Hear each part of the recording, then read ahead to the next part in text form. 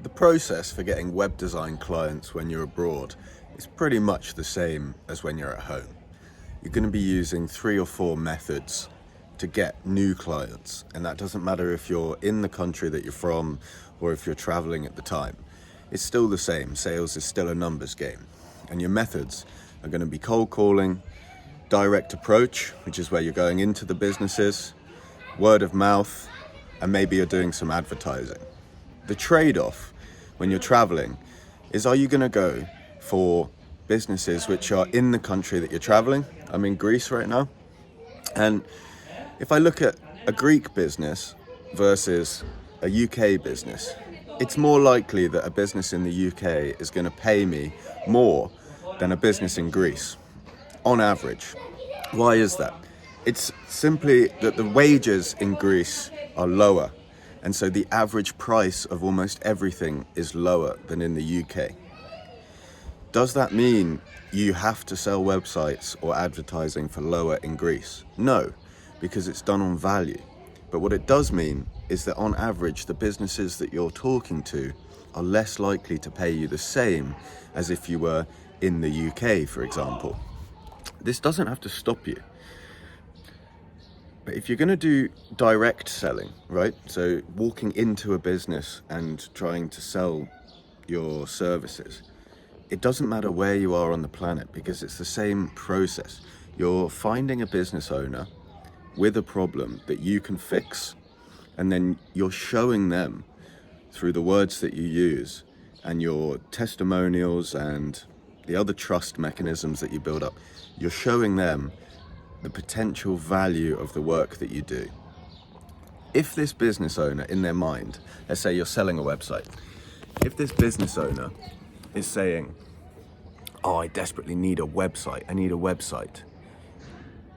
they'll buy a website off you.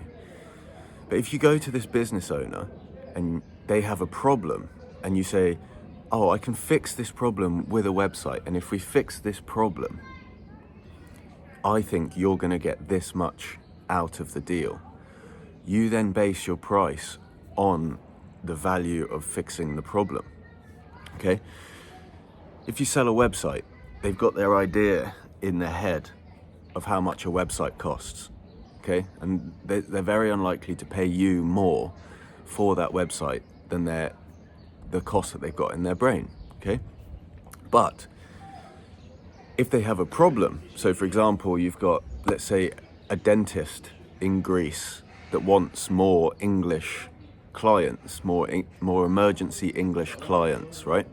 But their website's in Greek.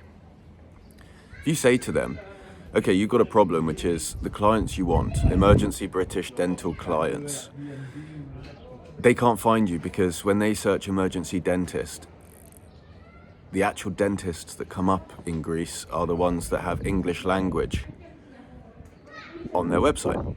So you say, okay, I'll translate your whole website. And if I translate your whole website, I think you're going to get 10 more emergency English dental clients. So you've got to work out how much is an emergency English dental client worth to that business. And then you charge based on that figure. So let's say you think this business is going to get another 10,000. And you say, well, I can translate this website for you and do it all properly. And if you pay me 1,000, that's 10% of what I think it's going to get you. That is a much different sell than just simply walking up to the dentist and saying, hey, do you want to buy a website for £1,000? If you say it in that way, they just look at it as an expense rather than the potential to get 10,000. And so that process, that's the same that you would do in England as you would do in Greece. It's the same. But if you're just trying to sell sites or you're just trying to sell advertising without talking about the expected payoff, you're going to struggle. But you'll struggle in England and you'll struggle in Greece. The only difference is that a business owner that wants a website for the website's sake is going to pay more for it in England on average than somewhere like Greece. So that's direct selling. How about cold calling when you're away? I personally cold call when I'm away And if I'm in Europe, my phone works the same. I can call English businesses. The only downside of calling English businesses when you're abroad is if they don't pick up the phone and then they call you back, they get an international dialing tone. And in my experience, getting an international dialing tone when you're returning a cold call, it's not the best. You know, they think, oh, this is someone foreign trying to sell me.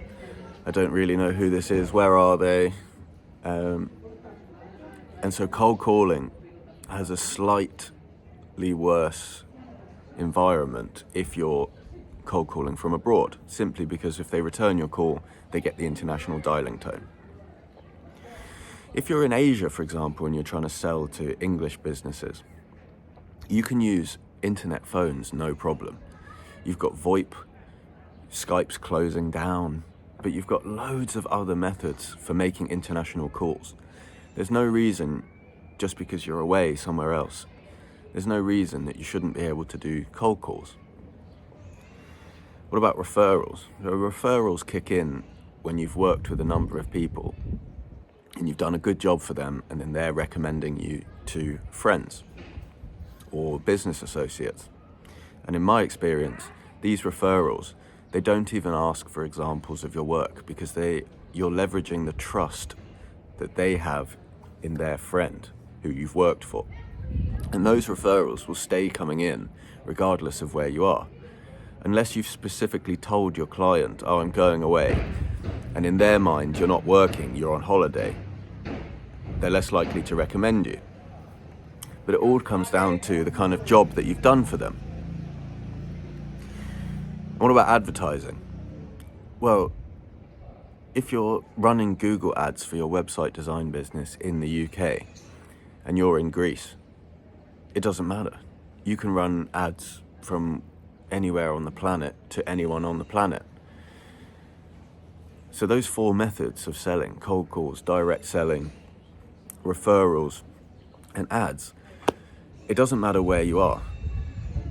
The only difference, really, is that if you're in a country where the prices are typically lower, it's going to be harder for you to get the same price as if you were in a country where the prices are higher. But if you sell on value and you don't sell the thing that you're building, so you don't sell the website, you sell the value the website's going to create, there's no difference. If you want to join my program, I lay out exactly how to build, deliver, sell websites and digital marketing remotely so you can work on the road. The link is in the description. Thanks, I'm Alex. Bye.